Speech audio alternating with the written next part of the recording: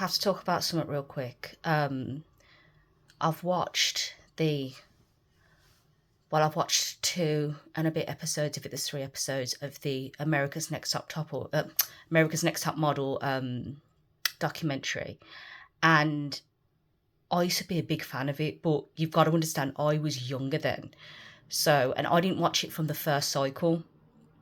So there's things I didn't know, and watching it back, like the things that they've put in there, the documentary. Nah, man, Tyra's rotting, and so is the production team. Like, there was a girl who they had a photo shoot with a load of guys from Milan. They went to Milan and did that, and then the production team was like, well, why don't you invite them back on the evening for drinks? And then this girl got paralytic, and she was blacked out when like sex had happened. And instead of the production team going, let's pull him off, let's tell him to go, filmed it. She wanted to go home because obviously she was distraught the next day, wouldn't let her go home, wouldn't let her call anybody. She wanted to call her boyfriend to go, like, hey, what's happened. Then when they finally let her call her boyfriend, they filmed the whole thing where, he's calling her names and she's in like fetal position on the floor just crying. And then they filmed when she went to the doctors about, have you got an STD or something, raving. She only looked about 17, 18, nah. And you had one of the judges, Janice Dickinson. I weren't watching it when she was on it, but she just blatantly said to the faces, you're too fat, you need to lose some weight. And nah, that ain't right. And you got to think it's going out to not just adults, but like younger viewers as well. They're like teenagers that would look and go, well, maybe I am too fat because they're calling that fat. Like, there was one that was a plus size model that I remember watching her, and she won the whole thing, and she was considered a plus size model because she was a size 10. That's crazy. She said, even though like I was in it from the start, it's like they never had any clothes that would fit me. Now, to me, they're taking a mick, because you're booking these photo shoots and that you call ahead and go, we actually need this size as well. So she said they were like ripping up clothes at the back and everything and just making her feel like crap. Not on. Also, when this girl had a gap in her teeth, and Tyra was basically saying, if you don't have the gap closed up, then you're basically going home. And she didn't want to, so she had to have that done. There was one girl that had like a tooth come in here, and they said, yeah, we're going to take that tooth out and fix it up.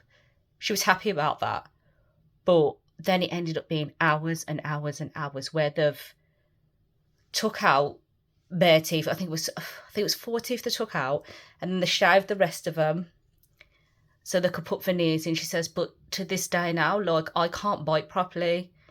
And she said, I was in so much pain, like, even the day after, etc. And they said they made her sign something legally so that, they had no comebacks, but she weren't allowed to consult a lawyer over it. She weren't allowed to talk to her mom before she signed it. And these are, like, young people. And what else was there now? So they had to do a photo shoot where they had to switch races. And so the black people had to be white and the white people had to be black, right?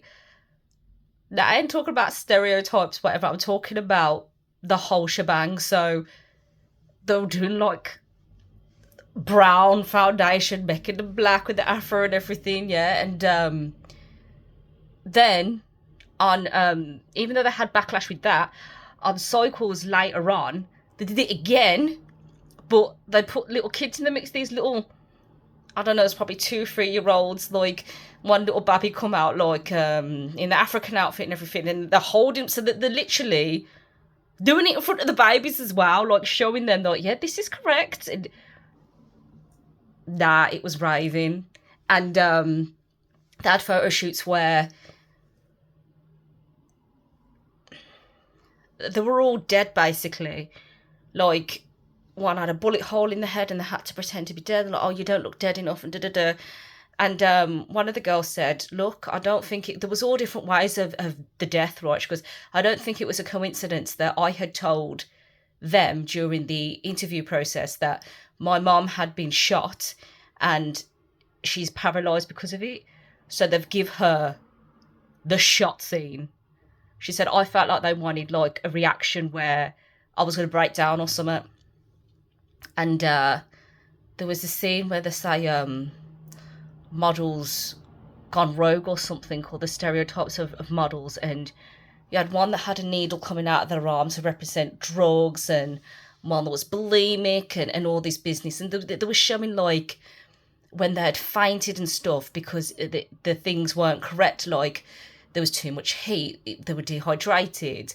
And there was one where one of the girls, and I remember this one, she went into the pool and she had to have a photo shoot, but she come out and she was like that, and they had to get to the hospital because she nearly had hypothermia. And it's like, hold on a minute, do you need the pool to be that cold though?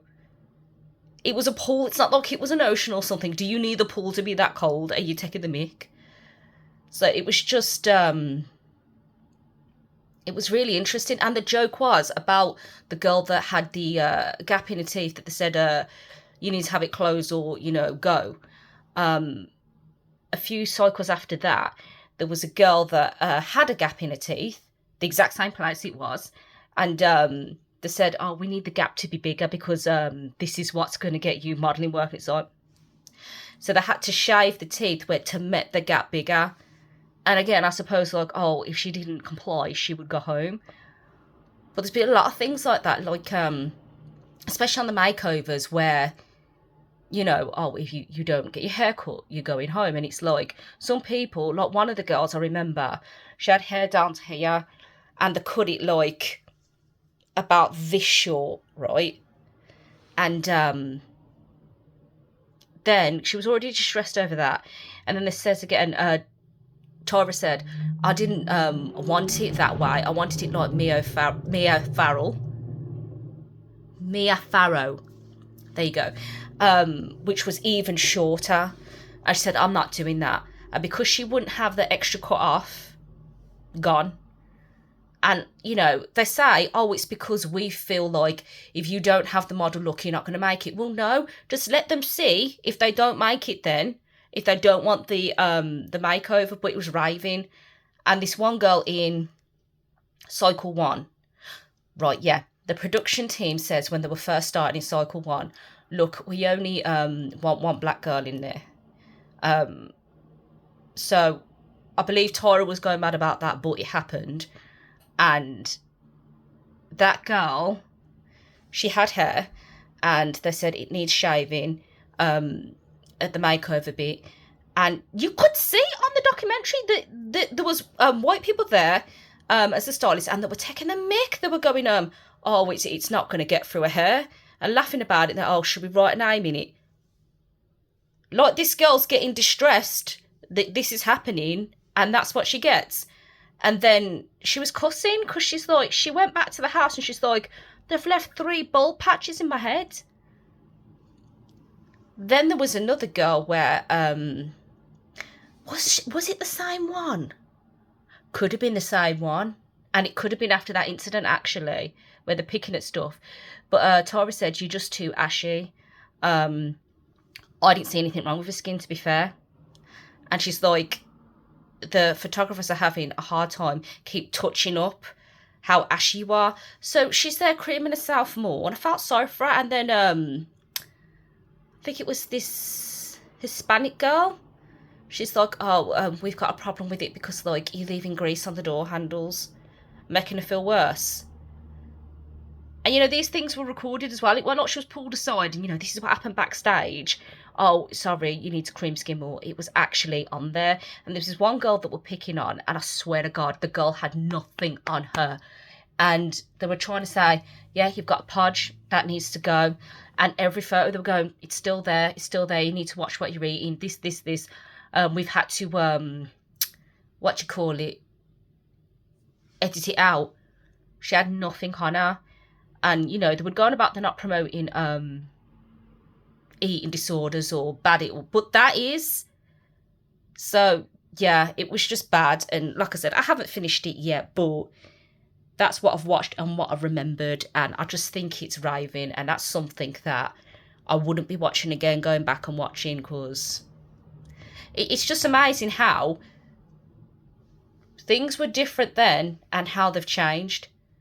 But yeah, I remember my mum saying, actually, when I was watching it, she's like, not the documentary, but years ago when I was actually watching the programme, she's like, I hate her. What? She met Tyra. Because she treats them like the Barbie dolls. And it was through the makeover stage, and it's true. It's like they're not dolls. They've got feelings, and, you know, you shouldn't make them do something they don't want to do when it's regarding their image. It's different when it's like wigs and makeup, things that are not permanent. But nah, like, you cut your hair off then, do you know what I mean? Out of order.